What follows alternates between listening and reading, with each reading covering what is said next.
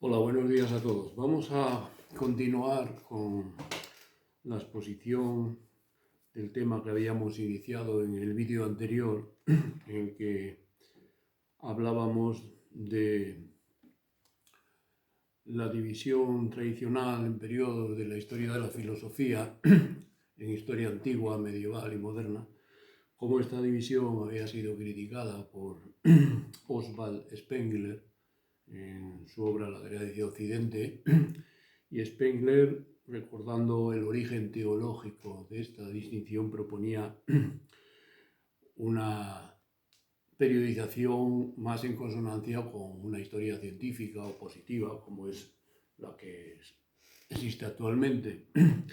En ese sentido, Spengler introducía el concepto de civilización como criterio para periodizar la historia. Es decir, la historia de la humanidad sería la historia de las civilizaciones.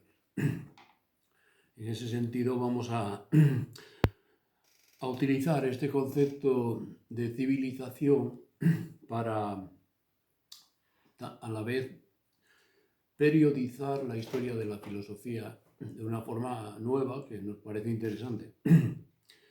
Bien, pero antes el concepto habría que matizar o resaltar algunos aspectos que no son útiles del concepto de civilización de Spengler, que por otra parte es un concepto hoy muy actual, porque se vuelve a hablar a partir de los años 80 del choque de las civilizaciones, el famoso artículo de un historiador norteamericano de Samuel Huntington.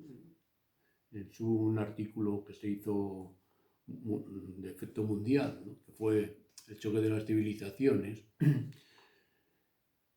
y que fue una respuesta a otro artículo anterior que también tuvo un efecto muy grande en la política internacional y en la forma de ver la situación actual desde el punto de vista filosófico, que fue el artículo de Francis Fukuyama, El fin de la historia, ¿no? Entre interrogantes. Este artículo se publicó un año antes aproximadamente de la caída del muro de Berlín, en 1990, creo que fue 89, 90, por esa época.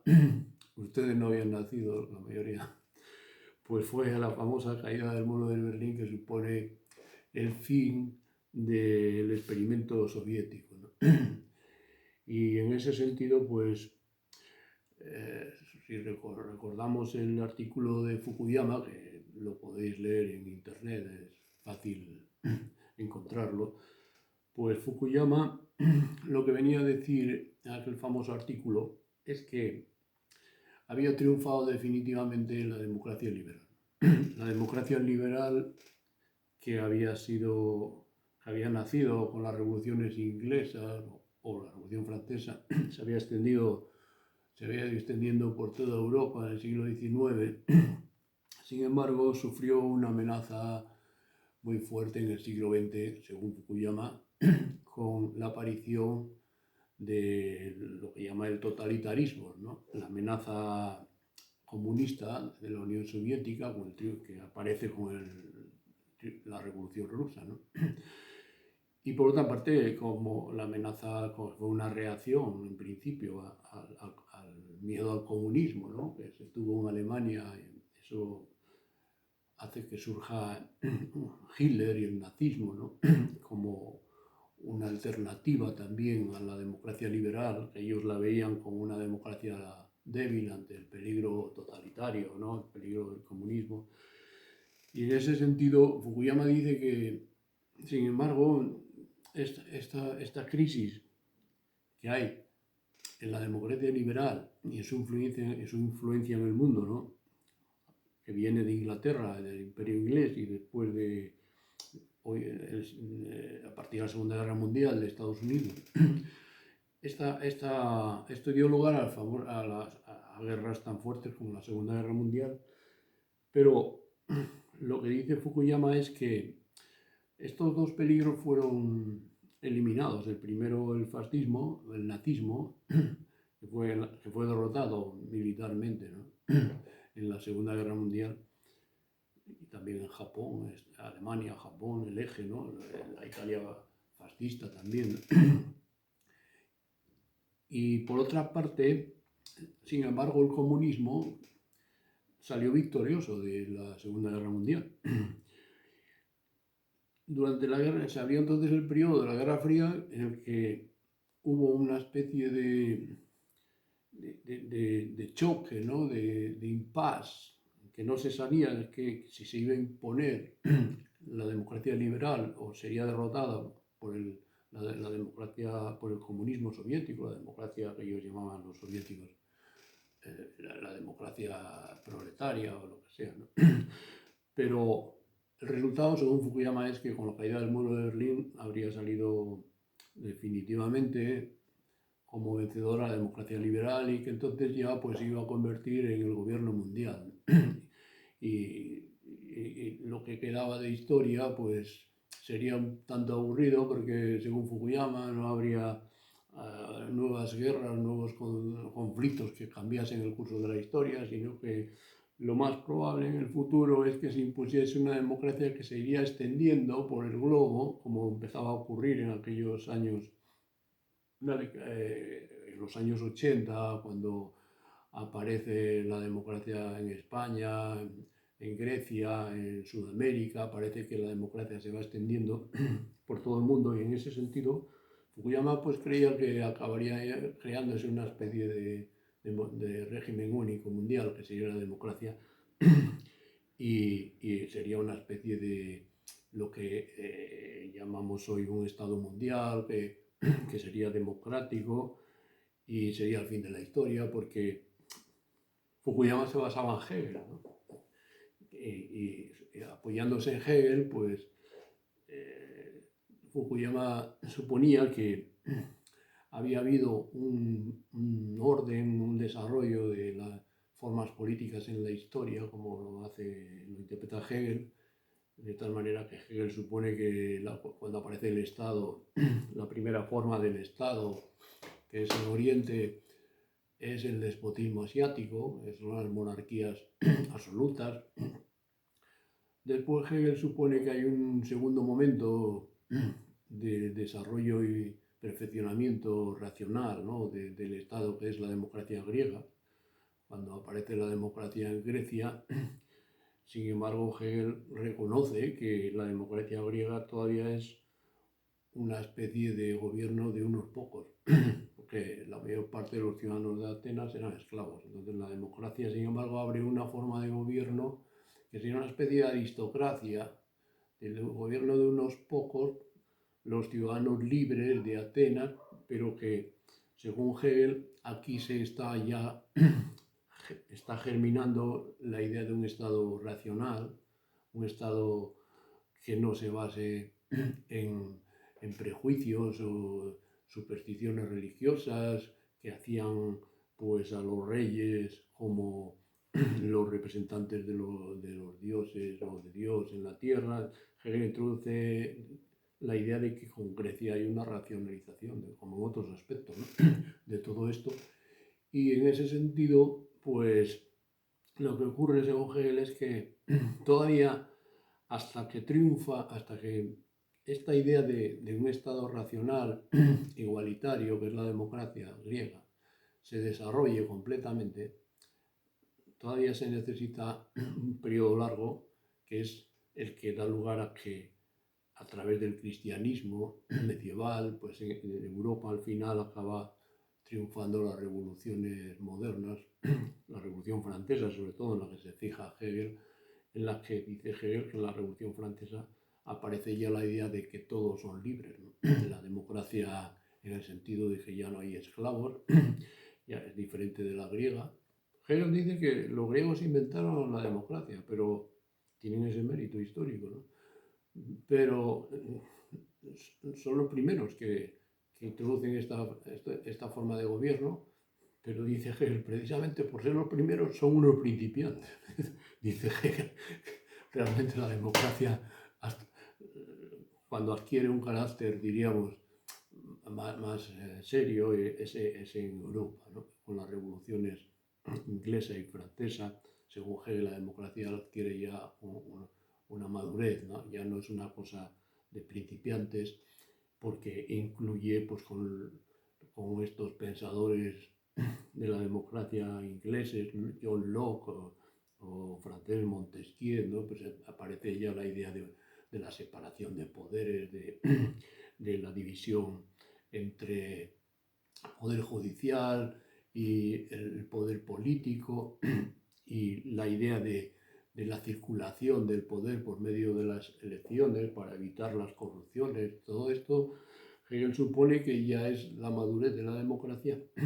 Entonces él cree que es precisamente a través de Napoleón como la democracia se empieza a extender por Europa, a partir de la batalla de Jena, dice Hegel, ¿no?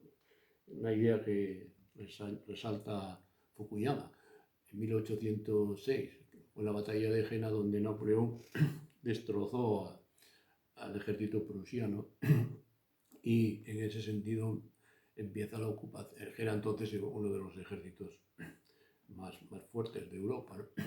Empieza la ocupación de toda Europa, donde Napoleón empieza a introducir sus códigos, que son, diríamos, el ejemplo de lo que serían los códigos nacionales. Napoleón, cuando vino a España, por ejemplo, eliminó la Inquisición, ¿no? De que era una idea de crear una especie de sociedad más racional. Y en ese sentido Hegel cree que con Napoleón empezaría el fin de la historia. Claro, lo que dice Fukuyama es que Hegel tiene razón, según él, pero se equivocó en la fecha, ¿no? No sería la batalla de Jena, ¿no?, donde empieza el fin de la historia, sino que sería precisamente con la caída del muro de Berlín, porque la democracia todavía sufriría dos peligros muy graves, como fueron la amenaza fascista y la amenaza comunista, que curiosamente a veces se atribuye el origen de estas amenazas, diríamos, la semilla de donde surgen estas ideas del comunismo de Marx o después del fascismo italiano, se atribuyen a Hegel, a la filosofía de Hegel. Creo que es un poco exagerado también estas acusaciones, porque Hegel no se le puede acusar de antecedente del fascismo o del comunismo, en el sentido de que Hegel era más bien un liberal.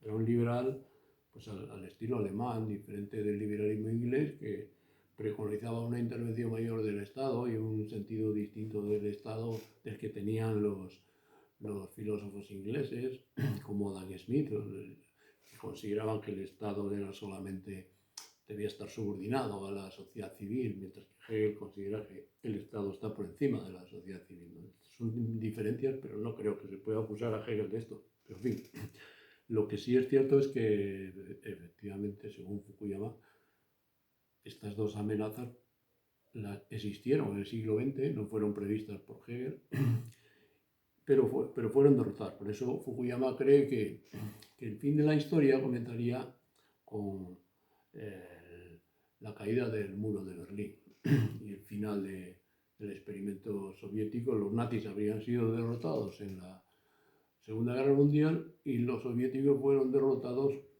aunque no militarmente, pero aquí la cuestión más importante son las ideas, ¿no? En el sentido de que la derrota soviética fueron las ideas y la economía, ¿no? Es decir, el desplome de la economía, la idea de que la economía capitalista conseguía integrar a la clase obrera de una forma más eficaz con el consumismo, el mercado pletórico, todo lo que se quiera, pero es la realidad.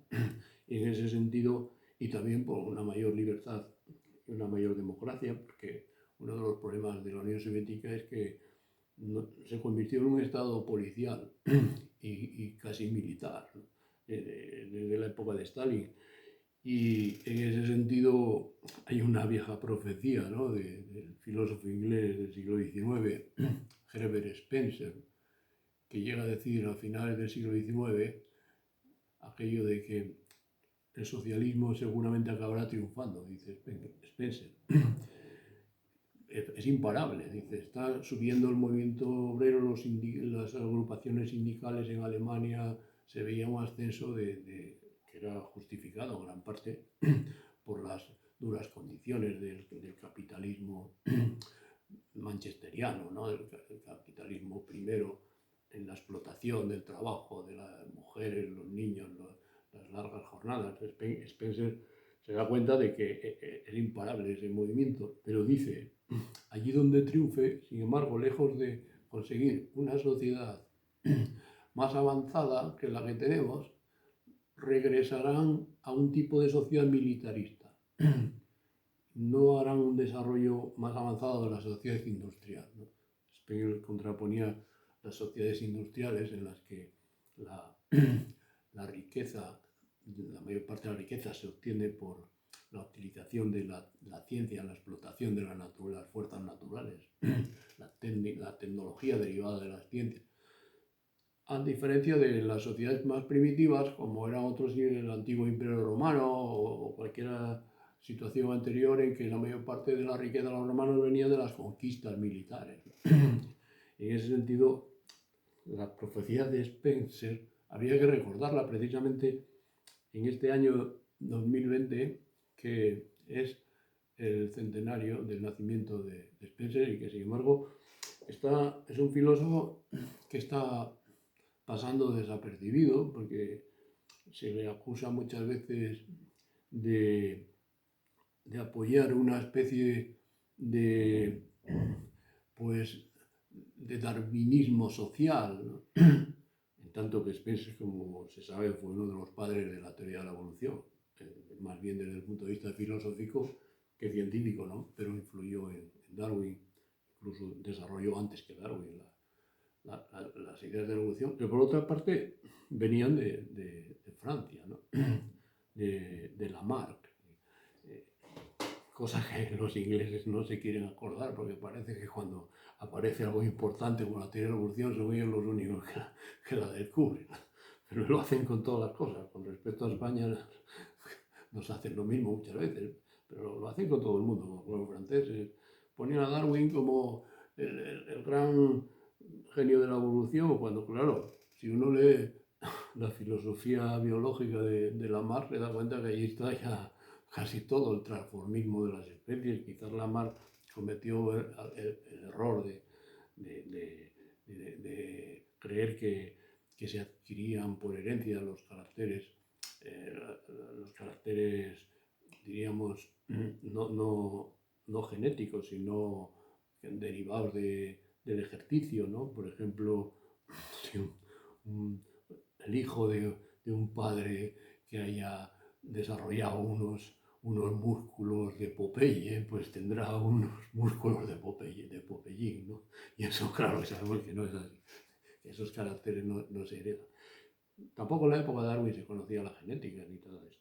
Pero en fin, Spencer creo que es un autor que es interesante porque es de los primeros que empieza a pensar en la filosofía inglesa.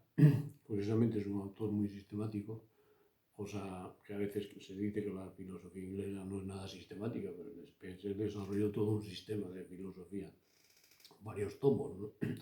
Y en ese sentido Spencer, pues como autor, pues habría que reivindicarlo porque es uno de los primeros que se da cuenta de la importancia de la biología, de la biología en la explicación evolutiva de las ideas, de las sociedades, de todo esto, ¿no? Una idea que hoy es común y aceptada por muchos filósofos. En ese sentido, creo que habría que revisar un poco esta idea de Spencer. En fin, dejando de lado a Spencer, vamos a volver al concepto de civilización de Spengler, que veíamos que bueno, tiene conexión con Spencer porque el concepto de civilización de Spengler tiene un aspecto biológico.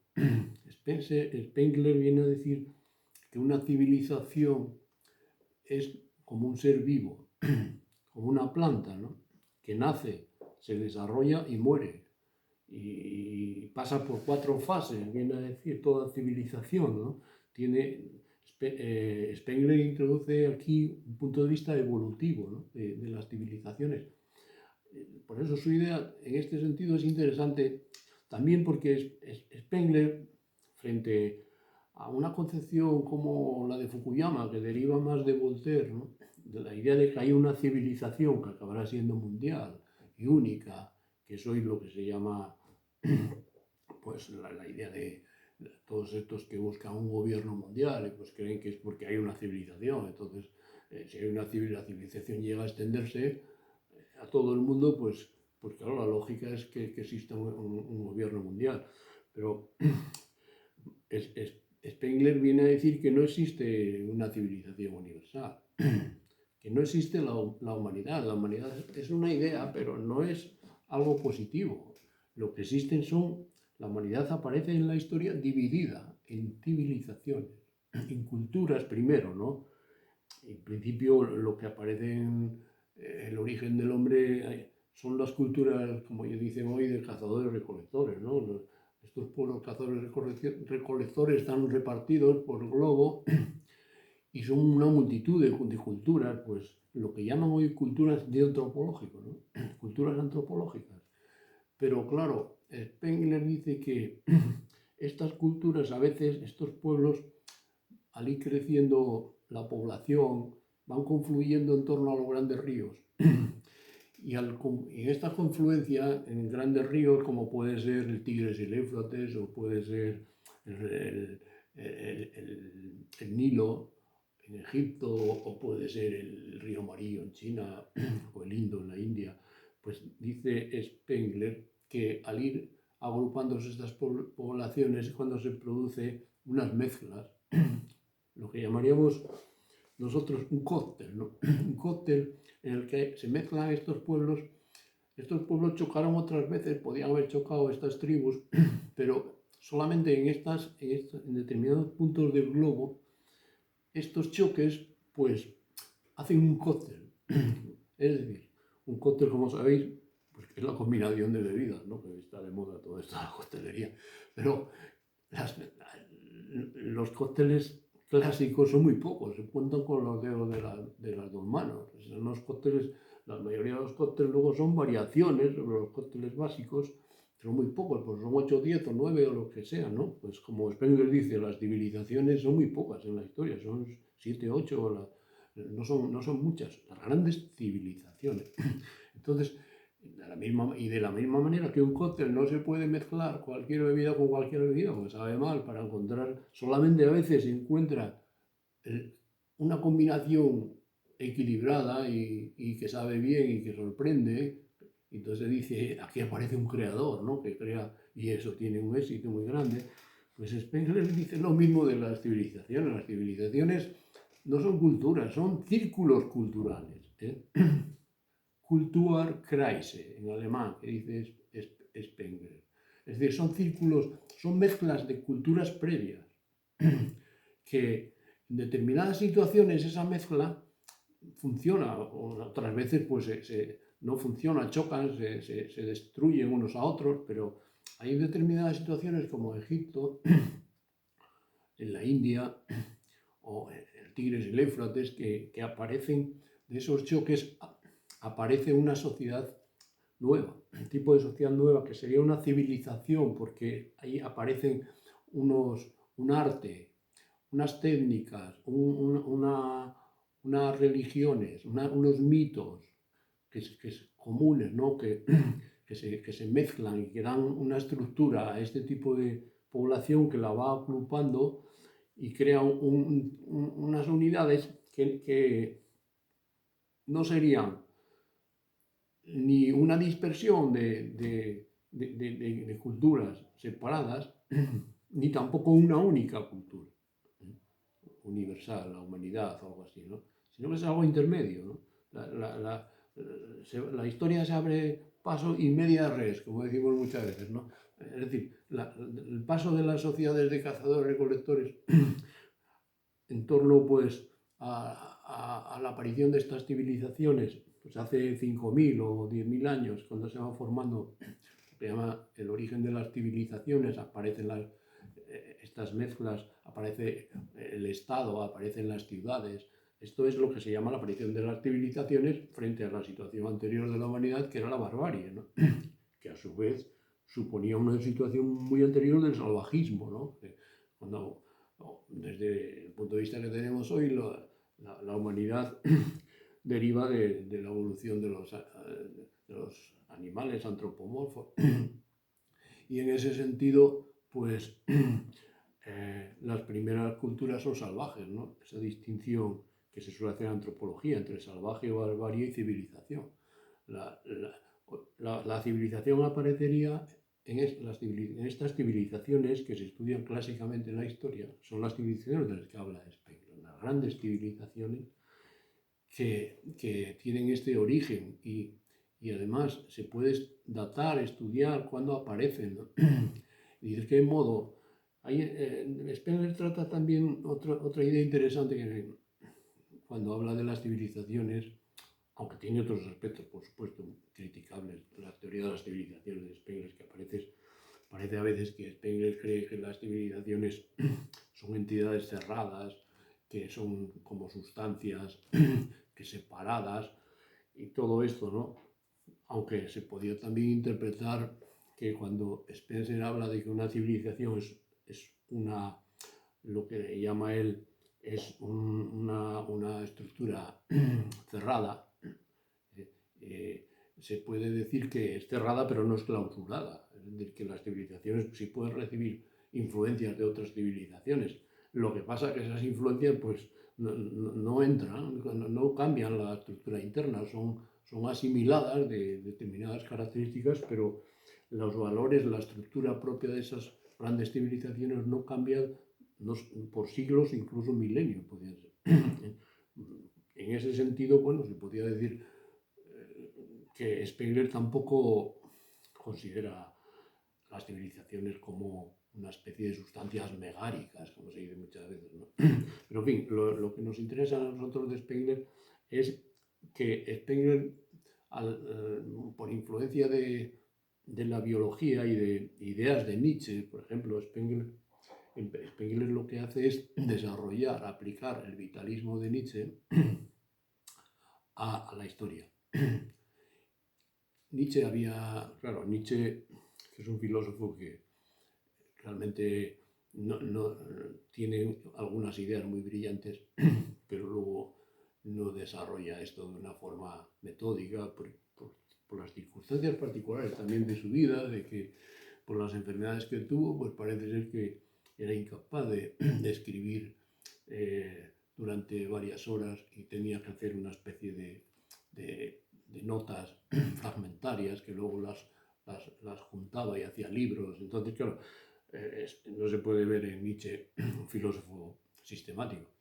Pero bueno, a Nietzsche le pasa como cuando aparece una nueva filosofía, el Renacimiento, por ejemplo, si uno lee a Giordano Bruno, pues es un filósofo también muy fragmentario, que escribe obras de diálogos, de medio literatura, mezclada con ideas nuevas filosóficas. Aparecen ideas muy importantes en Giordano Bruno ya, que después serán desarrolladas en la filosofía moderna de Leibniz o de Spinoza. Ideas de la mónada, la distinción entre natura, y aparecen en Giordano Bruno. Sin embargo, claro, Giordano Bruno no desarrolla esto sistemáticamente. Esto no ocurre hasta Descartes o Spinoza. Y por tanto, en ese sentido, Giordano Bruno, pues claro, no se puede comparar a filósofos como Spinoza, ¿no? Que tienen ya o Descartes. Pero eso no quiere decir que no sea un filósofo interesante, porque es un precursor, ¿no? Introduce ideas de lo que será, frente a la filosofía medieval, lo que será la filosofía moderna, la filosofía moderna europea. Nietzsche yo creo que es algo parecido. Nietzsche introduce ideas que van contra la filosofía dominante en su época, que era la filosofía el positivismo del siglo XIX o el marxismo, y que ya se ve, ¿no? El socialismo, todas estas ideas que Nietzsche ya detecta en los movimientos de su época. Claro, Nietzsche introduce una filosofía que va contra la filosofía moderna, digamos, ¿no? Por eso algunos lo consideran una especie de posmoderno. Pero claro, Nietzsche no desarrolla esto. Y entonces, claro, también es un filósofo que hay que leerlo con cuidado, porque se pueden hacer lecturas racistas de Nietzsche, se pueden hacer lecturas como hizo la izquierda francesa de la Gauche Divine de París, de Foucault. Pues ven en Nietzsche pues un pensador que no es nada fascista, que todo lo contrario. En fin, Nietzsche tiene mil caras, ¿no? Es un autor muy difícil, precisamente porque cuando aparecen ideas nuevas en filosofía normalmente no aparecen con mucha claridad, ¿no? Están mezcladas con otras cosas. Pero Nietzsche había introducido una idea que se comenta que es una de sus ideas más importantes, que es la idea del eterno retorno, ¿no? En la historia, ¿no?